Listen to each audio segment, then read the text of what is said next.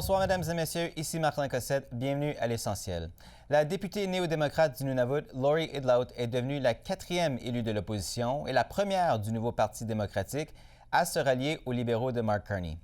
Cette décision de changer de camp signifie que les libéraux ne sont désormais plus qu'à 2 sièges d'une majorité, avec 170 députés à la Chambre des communes du Canada, à l'approche de 3 élections partielles prévues le mois prochain. Un ajout donc évidemment bien reçu ce matin par le premier ministre Carney. On peut l'écouter. C'est un grand plaisir. Je suis très honoré d'être une députée avec Lori. Elle va être au sein du caucus libéral à partir de maintenant. Une députée extraordinaire à l'échelle de la communauté. Elle représente une circonscription aussi vaste que le Mexique, avec élan et avec détermination. Et nous allons travailler ensemble pour le Nunavut et pour le Canada. Mme Idlaut a fait une brève déclaration en anglais en se rendant à sa première réunion du caucus libéral, expliquant que plusieurs éléments l'ont amenée à réfléchir sérieusement à cette décision et ajoutant qu'elle est très reconnaissante de l'accueil chaleureux qui lui a été réservé.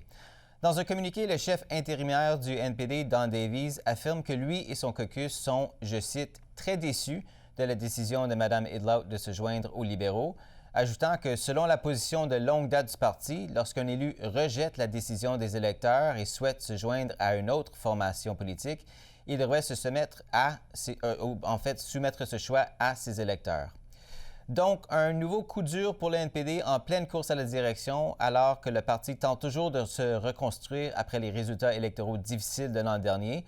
Pour en discuter, je reçois Mathieu Dubé, député néo-démocrate de Belleuil-Chambly de 2011 à 2019, et Mélanie Richer, ancienne directrice des communications et des médias pour le NPD et pour Jagmeet Singh. Bonsoir à vous deux et merci d'être avec nous. Bonsoir. Mathieu, je vais commencer avec vous. La semaine dernière encore, Mme Idlaut participait à un événement de campagne à Ottawa pour appuyer Avi Lewis dans la course à la direction. Il y a à peine 3 semaines, elle publiait un communiqué qui critiquait la stratégie industrielle de défense du gouvernement Carney, affirmant qu'il était inacceptable que les libéraux aient élaboré ce plan sans consultation des Inuits, sans consultation significative. Aujourd'hui, elle se joint à leur équipe. Comment est-ce que vous interprétez cette décision? C'est difficile à concilier tous les faits que vous venez d'énumérer. Je veux dire, on peut dire ce qu'on voudra sur Avi Lewis ou le premier ministre Carney, mais difficile de trouver 2 hommes politiques avec des visions aussi différentes, surtout sur le plan sur les enjeux, qui concernent les progressistes. J'aimerais reconnaître, il faut dire que Mme Idlaut, c'est un gros défi. Les territoires au Canada, c'est un seul député au fédéral, contrairement aux provinces. Et il y a des enjeux qui leur sont propres, qui sont très difficiles et ils ont une relation particulière avec le gouvernement fédéral. Donc, je peux comprendre l'incitatif de vouloir être dans le caucus du parti au pouvoir. Mais cela étant dit, l'élection, on se rapproche de l'anniversaire d'1 an, mais ça date d'un peu moins d'1 an. Donc, c'est difficile pour moi de concilier, comme ça l'est avec tous les transfuges, tous partis confondus, la notion qu'il y a à peine 1 an, on se présentait pour un parti et qu'ensuite, on se tourne de bord sans mentionner tous les faits que vous avez énumérés. Donc, une surprise, mais je pense que je reconnais les enjeux avec lesquels elle fait face au Nunavut, mais en même temps, je pense que c'est quelque chose que, comme M. Davies l'a si bien dit, qui est décevant pour les néo-démocrates et qui rajoute un défi pour le nouveau chef quand il ou elle sera choisi. Mélanie, votre réaction à la décision de Mme Idlaut de passer chez les libéraux? Ouais, je te dirais, quand on a entendu le premier ministre parler avant Noël, quand il disait, je pense la citation en anglais, c'est qu'il parlait à spectrum of MPs dans le temps. La seconde qu'il a dit ce message-là, j'ai pensé, oh shoot, c'est probablement un néo-démocrate ou une néo-démocrate de qui parlait. Puis dans ce caucus-là, Lori, comme Mathieu l'a dit, c'est quelqu'un qui n'est pas nécessairement super partisan comparé à d'autres dans le caucus parce que de la région qu'elle représente. Puis je pense que la région qu'elle représente, il n'y a pas beaucoup de votes comparé à d'autres circos. Puis les élections sont toujours assez proches.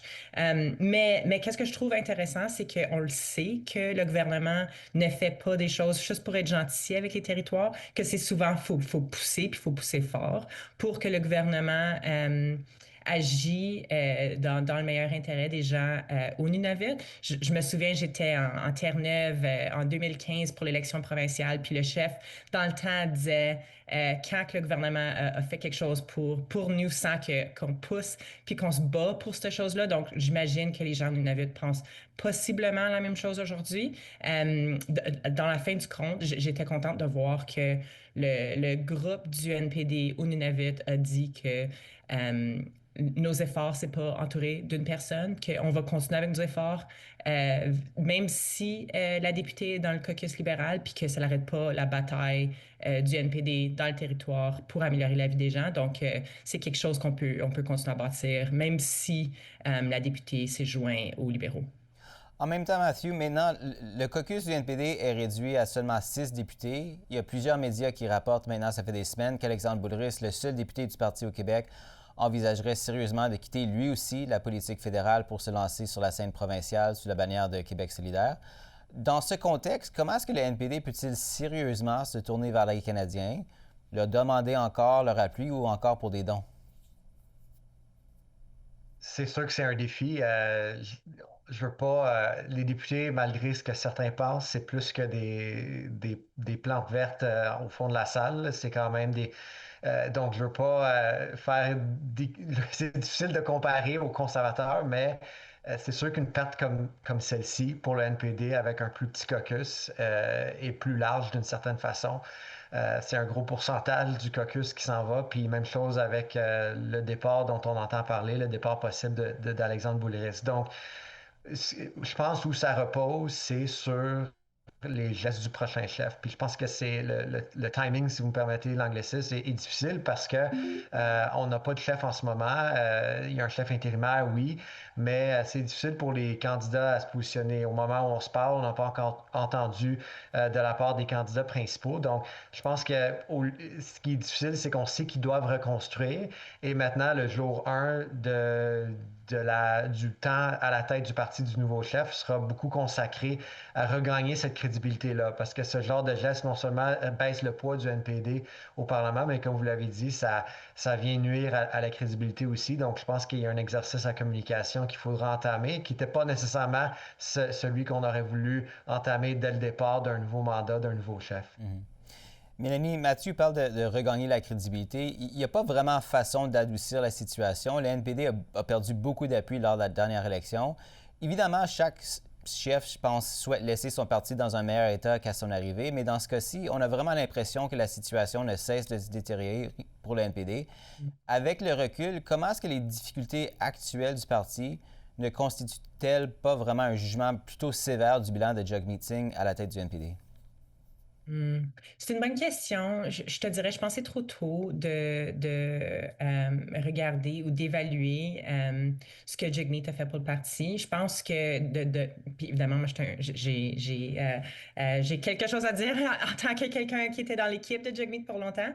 Mais qu'est-ce que je dirais, c'est que je pense que quand on est un peu éloigné des résultats, on va voir que Jagmeet a fait beaucoup de bien pour le parti, surtout avec les choses qu'il est allé chercher pour les gens, donc les soins dentaires et l'assurance médicaments. Et je te dirais que c'est sur ça que je mise sur ces journées qui sont un petit peu plus difficiles.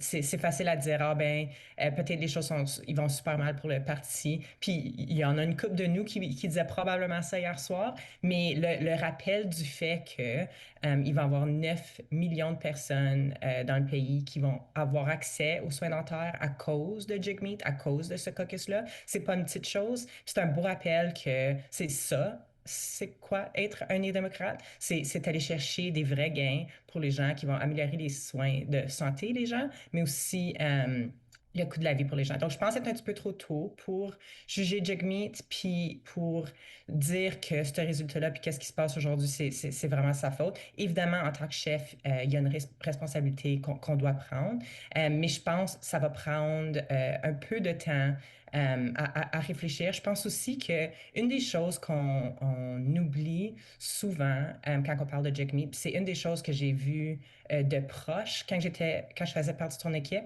c'est le montant de jeunes racisés qui se sont joints au NPD, qui n'ont jamais vu une place pour eux-mêmes dans le parti à cause de qui Jagmeet était, de quoi il parlait, puis de la réalité qu'ils comprenaient que la plupart de nos députés et nos chefs auparavant ne comprenaient pas. Donc, je veux pas...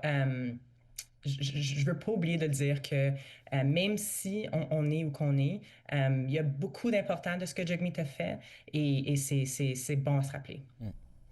On verra bien la suite pour le parti. Mathieu Dubé, Mélanie Richer, on va devoir s'arrêter là pour aujourd'hui. Merci encore une fois d'avoir été avec nous ce soir. Merci. Merci.